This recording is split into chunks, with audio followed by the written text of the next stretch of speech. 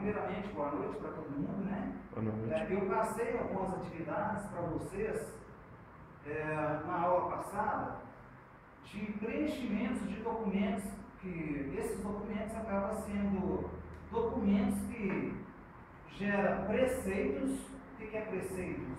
Procedimentos jurídicos. Nada disso é feito gratuito, nada disso é feito sem um motivo. Todo documento que é gerado numa empresa, esse documento normalmente, para ele, existe algum motivo. E o motivo é o quê? É fazer com que a empresa ela tenha uma organização e que nessa organização você tenha alguns motivos jurídicos, caso tenha alguma inadimplência voltado a um recibo, a um recebimento de uma duplicata, um recibo comum ou uma nota promissória, você vai ter condições, até mesmo cheque. Você vai ter condições de juridicamente, quando ele bem preenchido, você vai ter condições de juridicamente recorrer à justiça para que você possa realmente receber aquilo que você vendeu. Mas lembrando, pessoal, a sua empresa só vai funcionar se você fizer tudo certinho. Você precisa ter conhecimento da legalidade, você precisa realmente, na sua função de auxiliar administrativo, você precisa entender. Não sei se vocês lembram antes do que eu falei. Qual é o formato da sua empresa?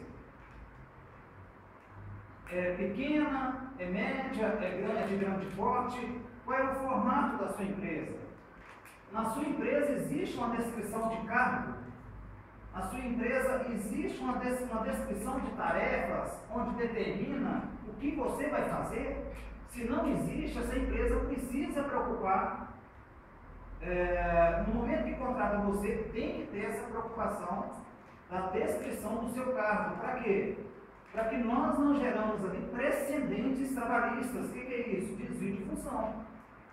Aí muitas das vezes o funcionário fala assim: eu estou fazendo aqui serviço que não é meu.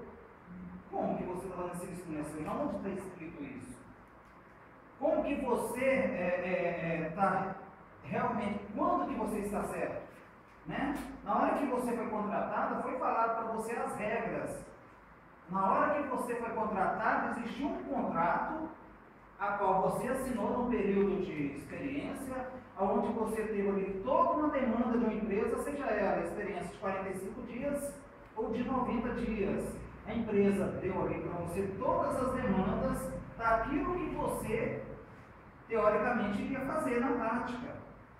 Só que existe um detalhe: você pode pedir, solicitar o seu gerente, o majoritário da empresa, ou quem for o seu chefe imediato, para fazer uma descrição, para não ficar confuso em termos de orientação, o que você vai fazer, os seus preceitos, quais são os meus procedimentos, quais são os procedimentos que eu devo cumprir, para que eu não comece a invadir a área de outra pessoa, para que eu não comece a fazer coisas que não é competência minha. Então nós temos que ter essa preocupação.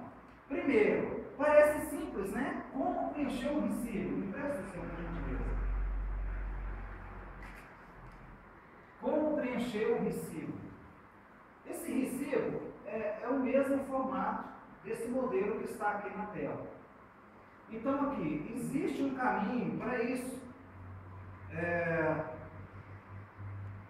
Realmente, o seu recibo aqui, pelo que eu estou podendo observar, apesar do formato dele ser meio diferenciado, desse daqui, eu estou vendo que o seu recibo está... Beleza, o seu preenchimento está dentro da normalidade. Porque aqui pede o número desse recibo. Por que aqui, ó? Aqui é porque é o canhoto.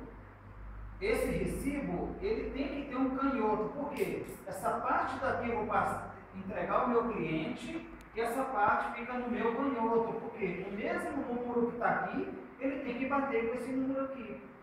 Se eu tenho o número 1, tem que ser o número 1 que você vai estar com ele. Até mesmo porque, suponhamos que o cliente some aí esse recibo.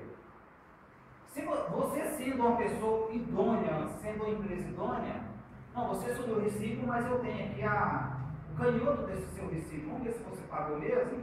Agora, infelizmente, tem empresa que ela é corrupta e acaba que ela esconde até o